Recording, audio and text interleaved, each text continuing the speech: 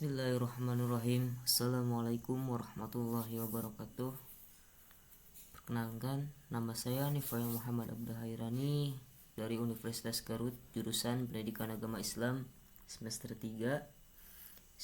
Kali ini saya akan menjelaskan mengenai ilmu pendidikan Islam yang berjudul tentang teori-teori pendidikan dan pengajaran dan kaitannya dengan pengembangan pendidikan Islam.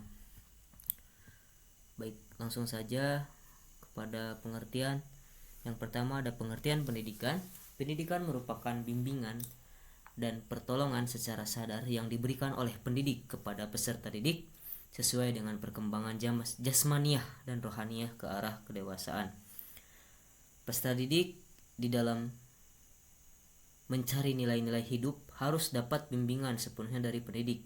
Karena menurut ajaran Islam, saat anak dilahirkan dalam keadaan lemah dan suci atau fitrah, sedangkan alam sekitarnya akan memberi corak warna terhadap nilai hidupnya atas pendidikan agama peserta didik. Lalu yang kedua ada pengertian teori. Teori adalah serangkaian bagian atau variabel definisi dan dalil yang saling berhubungan yang menghadirkan sebuah pandangan sistematis mengenai fenomena dengan menentukan hubungan antar variabel. Dengan menentukan hubungan antar variabel dengan maksud menjelaskan fenomena alamiah. Oke, selanjutnya ada macam-macam teori pendidikan. Yang pertama ada teori koneksionisme atau teori koneksionisme ini dikenal dengan teori stimulus respons, yaitu dasar belajar adalah asosiasi antara stimulus S dengan respons R. Stimulus akan memberi kesan kepada panca indera, sedangkan respons akan mendorong seseorang untuk melakukan tindakan. Asosiasi seperti ini itu disebut connection atau prinsip, itulah yang kemudian disebut sebagai teori koneksionisme. Lalu yang teori classical conditioning. Nah, teori classical conditioning yaitu tokoh yang mengemukakan teori ini adalah Ivan Petrovich Pavlov. Teorinya adalah tentang conditioned reflex. Lewat penemuannya, Pavlov meletakkan dasar behaviorisme sekaligus meletakkan dasar-dasar bagi berbagai penelitian mengenai proses belajar dan pengembangan teori-teori belajar. Nah, prinsip belajar menurut Pavlov ialah sebagai berikut. Yang pertama ada belajar adalah pembentukan kebiasaan dengan cara menghubungkan atau mempertautkan antara perangsang stimulus yang lebih kurang dengan perangsang yang lebih lemah. Lalu yang kedua ada proses belajar. Terjadi apabila ada interaksi antar organisme dengan lingkungan. Dan yang ketiga, belajar adalah membuat perubahan-perubahan pada organisme atau individu. Yang keempat, setiap perangsang akan menimbulkan aktivitas otak.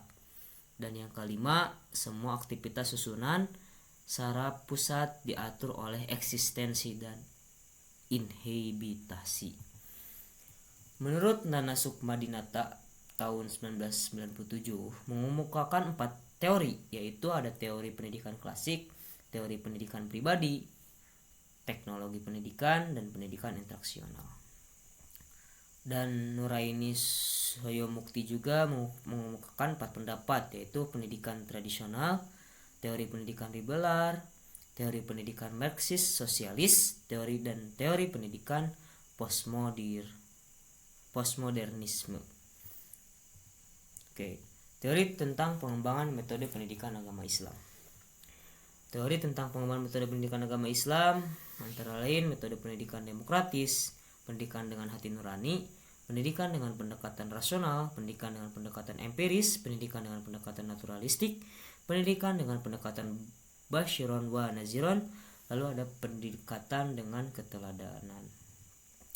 Metode yang dikembangkan dalam pendidikan Islam disesuaikan dengan tujuan pendidikan Islam yang paling substansial, yaitu sebagai berikut. Antara lain, yang pertama ada penguatan keimanan kepada Allah Subhanahu wa taala, yang kedua ada peningkatan kecerdasan anak didik, yang ketiga ada pembinaan akhlakul karimah. Yang keempat ada pengembangan minat dan bakat berkaitan dengan kecakapan dan keterampilan pada peserta didik.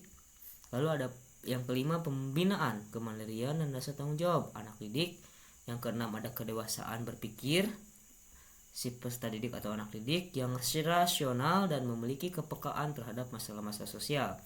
Yang ketujuh ada pembentukan kecerdasan emosional dan spiritual pada anak didik. Lalu teori pendidikan dalam Al-Quran. Al-Quran secara detail menjelaskan mengenai proses dan eksistensi manusia sebagai makhluk hidup yang mempunyai potensi kecerdasan dibanding makhluk lainnya. Gambaran mengenai eksistensi manusia tersebut Allah isyaratkan dalam Al-Quran surat An-Nahl ayat 16 surah ke-16 ayat ke-78. A'udzu billahi minasyaitonir rajim. Bismillahirrahmanirrahim.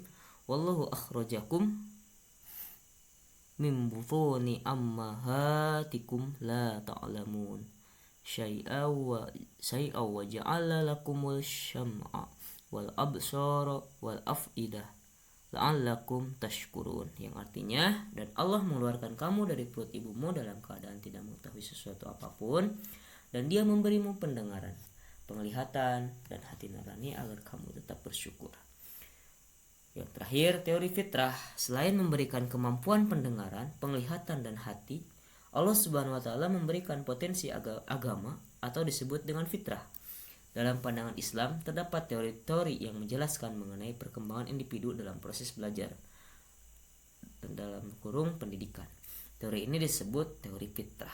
Nah, teori ini menunjukkan potensi yang terdapat dari diri manusia yang memiliki unsur jasmaniah, fisiologis, dan unsur ruhaniah, psikologis. Dalam unsur yang terkandung tersebut, Allah memberikan seperangkat kemampuan dasar yang memiliki kecenderungan berkembang, disposisi atau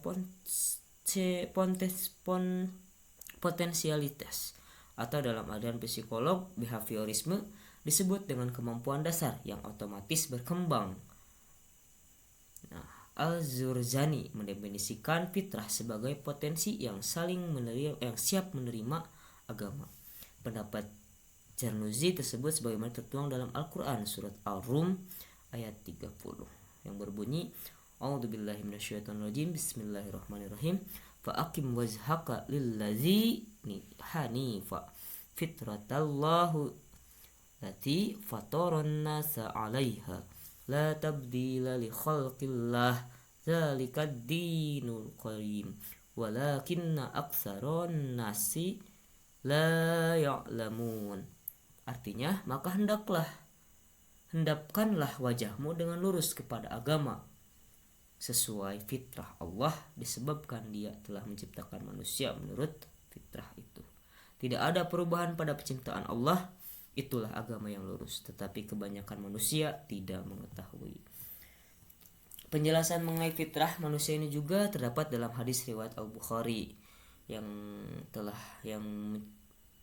berbunyi yang menceritakan seperti ini. Telah menceritakan kami kepada Ibnu Abu Zabi dari Al-Zuhri dan Abu Salamah bin Abdurrahman dari Abu Hurairah radhiyallahu anhu berkata, Nabi Shallallahu alaihi wasallam bersabda, setiap anak dilahirkan dalam keadaan fitrah. Kemudian kedua orang tuanya yang akan menjadikan anak itu menjadi Yahudi, Nasrani, dan atau Majusi, sebagaimana binatang ternak yang melahirkan binatang ternak dengan sempurna. Apakah kalian melihat ada cacat padanya? Mungkin itulah yang dapat saya sampaikan mengenai teori-teori tentang pendidikan dan pengajaran dan kaitannya dengan pengembangan pendidikan Islam. Wallahul muwaffiq ila aqwamit thoriq. Wassalamualaikum warahmatullahi wabarakatuh.